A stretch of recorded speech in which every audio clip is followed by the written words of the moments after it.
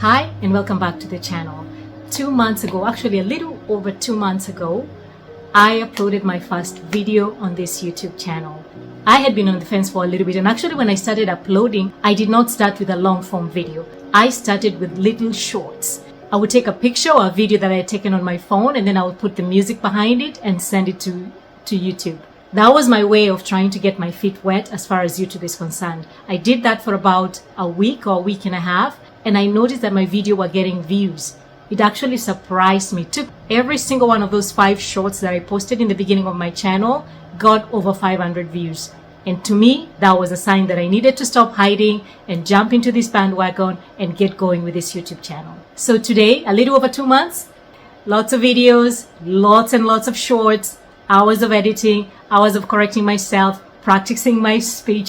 I'm here to share with you what I've learned so far. And I have my trusted notebook with all the details that I need to share with you today. So like I mentioned, I created this channel January 29th of 2025. I did not post on it for the first few days. My very first short was posted on January 31st. So I stayed a day and then I posted a short. And then for that week, to post shorts for about a week, it was just once a day, or sometimes I would take 2 days before I post. And my first long form video was February 23rd. So for an entire month, pretty much, I was just posting shorts. So I just did shorts. They were all random. There was nothing specific, but it was a good way of me judging to see whether anybody's going to engage with my content or if anybody was going to know that I'm here. So that was my little hand in the YouTube world, just trying to tell people I'm here and I'm about to bring some content that you guys might like. So come on in. So in February, I posted 2 long form videos and I posted 12 shorts. In March, I posted 5 long form videos and 49 shorts. April, I posted 5 long form videos and a whopping 69 shorts. Like I was cranking those things out like 3 to 4 shorts a day.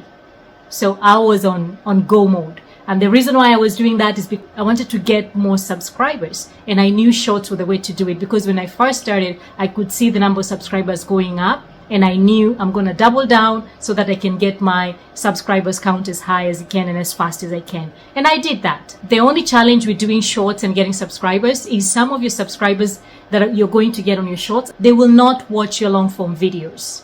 So it becomes very imbalanced, as in you have so many subscribers from the shorts, but they're not coming to your long form videos. And that could have been my mistake, because my short form content was very different from what I was posting on my long form.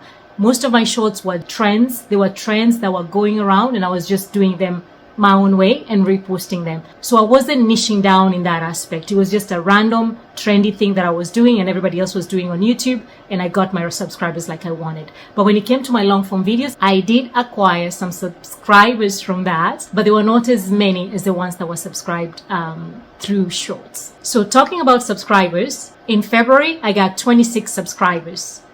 In March, 205 subscribers. And in April, the month that I was going all out, 694 subscribers. So up until now, I think I checked this morning, I have 911 subscribers. But when I was recording this video, my total was 905 subscribers. And here it is. So how many subscribers do you think I got from the shorts? I'll tell you. 823 subscribers from the shorts, and only 82 subscribers from my long form videos. And maybe that's why my long form videos are not getting as many views, but within the last week I've seen it grow, which means there are people watching my videos even though they are not subscribed to my channel, which is what happens across the board. And I'm okay with it. The shorts are pointing people to my direction, which is good, whether or not they're going to stay, but it looks like they're still touching a little bit of my content, and I'm able to get my views up that way. Let's talk about the big watch hour situation.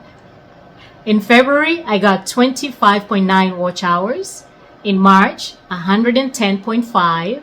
In April, 600.5. But these are watch hours, mostly from the shorts. So when it comes to my long form videos, I decided I was going to break this down to understand how many watch hours came from my long form videos. And when I did that math, I got 71.9 hours from my long form videos. So the rest of the hours on my channel are all from my shorts.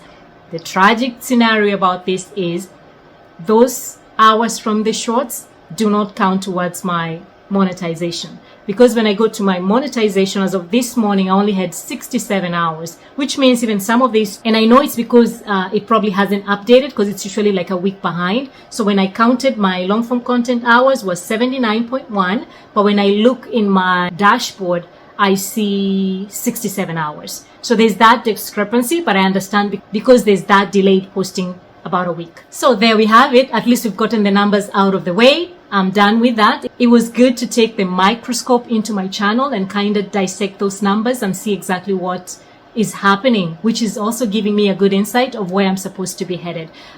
Moving forward, I'm going to slow down on the shorts because I do realize that I need to create content that will give me watch hours, which is what we are looking for right now. So I'm going to go easy with the short. I will still post, but most of them will be my long form content chopped into short form videos, so I can share those out as shorts.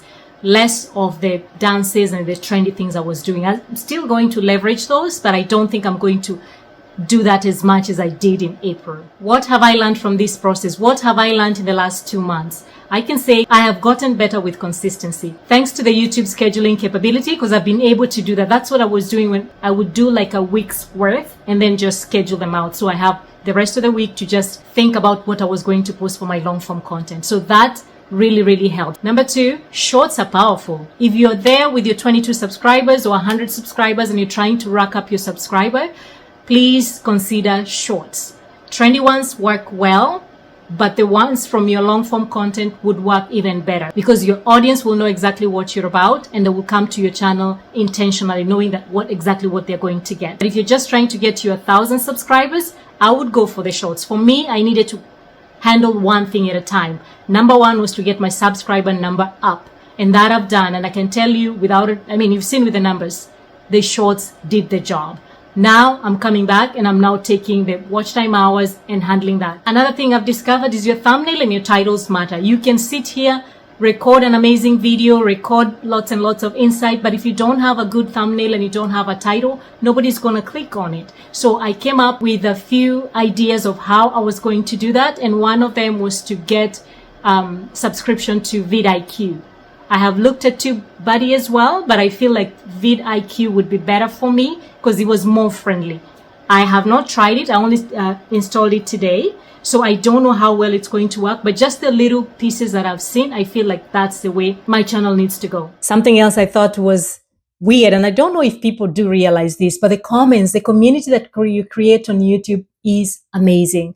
Like you realize you have real people you're talking to, people that are going through the same struggles that you're going through, people that are trying to achieve the same thing that you're trying to achieve.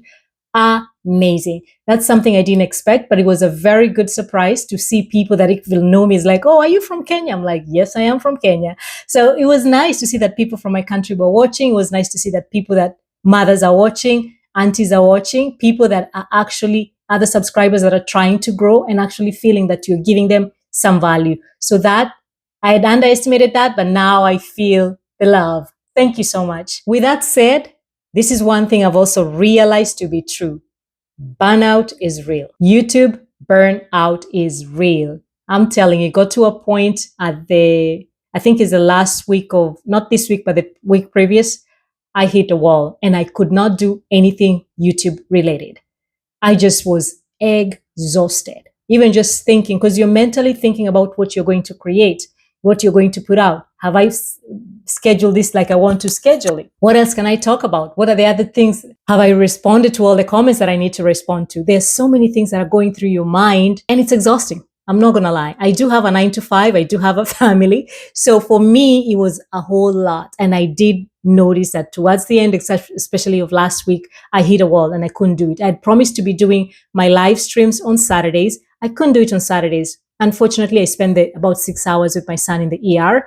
But even with that, I was like done. I was really tired. So burnout is real. Take care of yourself. You will hit a wall and you won't want to do one more thing related to this YouTube.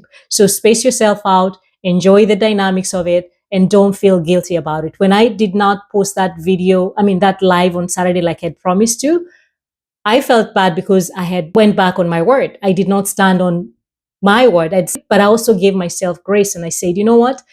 I am sincerely, I was tired. I'm just going to be honest. I was really, really tired. Good thing I had some shots that were scheduled for the weekend, so I didn't have to worry too much about that.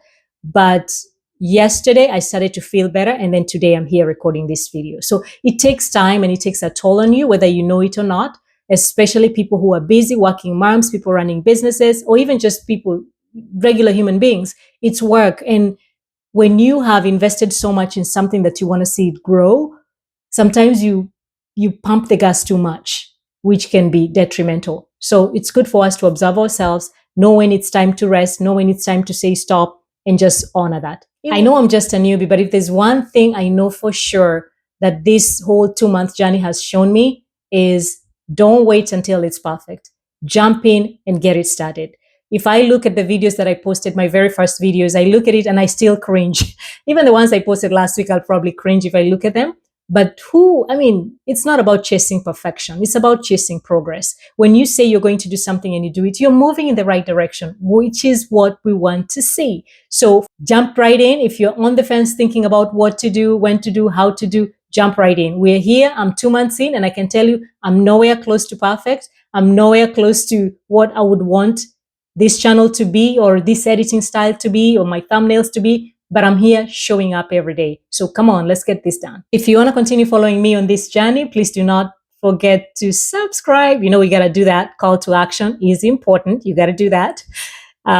Subscribe, comment, like this video. If there's anything that resonated with you, drop a comment down below. Let me hear from you. If you have a question about my statistics and what I'm planning to do moving forward, go ahead and drop a comment down there as well, and I will be sure to answer your question. Until next time, bye.